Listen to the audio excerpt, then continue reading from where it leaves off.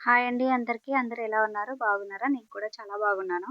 గురువారం లాగు అనుకోకున్నట్ల మా శ్రీవారు వాళ్ళ ఫ్రెండ్స్ వస్తా ఉన్నారా అని చెప్పినాడు 11:30 కాడ. అప్పటికప్పుడు అన్నానికి పప్పుకి పెట్టేసేసి ఒక పక్క టెన్షన్ ఎక్కడ అన్నం అవన్నీ కాకనే వచ్చేసారో ఏమో తినుకోకుండా పోతారేమో అని అదొక టెన్షన్ ఉంది. 2 ఆ పక్క ఈ పక్క పెట్టేసేసి ఏం చెప్తా ఉన్నానంటే ఇక్కడ అన్నానికి పప్పుకి పెట్టేసినాను. నేను చూడండి ఎట్లా ఉన్నానో ఎప్పుడైతదో ఏమో టైం అప్పటికే 11:30, 12 దగ్గర అయిపోతాంది టైం అనేసి. ఇంకొకటి మంత్లీ ప్రాబ్లము సెకండ్ డే అండి. బ్యాక్ పెయిన్ విపరీతంగా ఉంది. లేసేకే కావటం లేదు. ఇంక వాళ్ళు వచ్చినారని ఉత్తగా అట్లా ఎనికి పంపియలేం కదా! దానికి అన్నానికి పప్పుకి పెట్టేసినాను. మా శ్రీవారు మిక్చర్ అవన్నీ తెస్తానని చెప్పినాడు.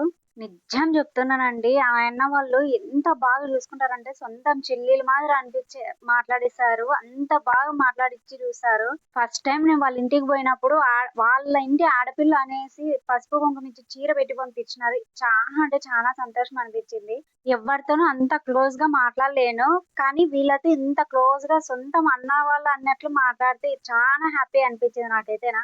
కొంతమంది ఉంటారు ఊరికే మాట్లాడి ఇచ్చినామా, పంపించినామా అన్నట్లనే ఉంటది. కానీ వీళ్ళు అలా కాదండి. సొంతం చెల్లెలు అనుకున్నారేమో గాని అంత బాగా మాట్లాడిస్తారు. అంత బాగా చూసుకుంటారు. ఇంటికి పోతే కొత్త వాళ్ళు అనేటట్లే ఉండదు అసలు. మన సన్న ఉందండి బాటిల్. మొన్న ఆగస్టు 15కి బాటిల్ తీసుకొని పోతాంటే పాపం జెండా పట్టుకొని ఎగురుకుంటూ పోయినాడు. స్కూల్ గేట్లోకి పోతేనే బోర్ల పక్క పడినాడు. మూతైతే ఇరిగిపోయింది. ఏమిటికి తరం కాదని చెప్పేసి నేను మొక్క పెట్టేసినాను దాంట్లోకి. తెల్లవాయిలు నలుకొడుతున్నాను. లేకపోతే మా శ్రీవారికి బాగుండదంట. చిట్లుతుంది అని చెప్తాడు ఏమనంటే.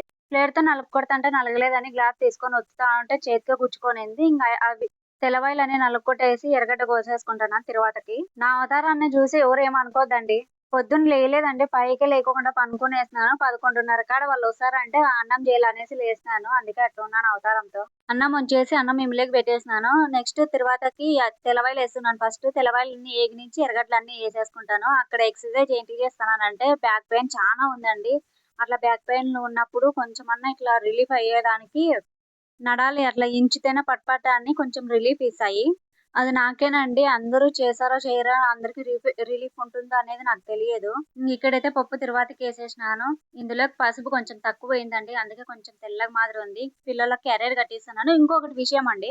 పిల్లలకి క్యారియర్ కట్టేటప్పుడు అన్నం ఇంత పెడుతున్నాము, పప్పు ఇంత వేస్తున్నాము అని మాత్రం ఎప్పుడు ఎవ్వరికే కానీ చూపియద్దండి, చెప్పొద్దండి. ఇంత తింటారు అట్లా ఇట్లా అనేసి. క్యారియర్ కట్టి బ్యాగ్ లోకి పెట్టేటప్పుడు కలిసినా చూపించండి. ఎందుకంటే దిష్టి తగులుతుంది. పిల్లలు తినేవాళ్ళు కానీ తినలేరు.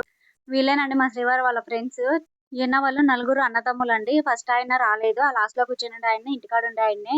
వీళ్ళైతే భోంచేస్తున్నారు. ఓలిగా డ్రై ఫ్రూట్స్ లడ్డును మిక్చర్ అవి తెచ్చినాడు అన్నారు. నేనేమన్నా తప్పుగా మాట్లాడింటే సారీ అండి అందరికి. వీడియో నచ్చితే లైక్ చేయండి, సబ్స్క్రైబ్ చేయండి.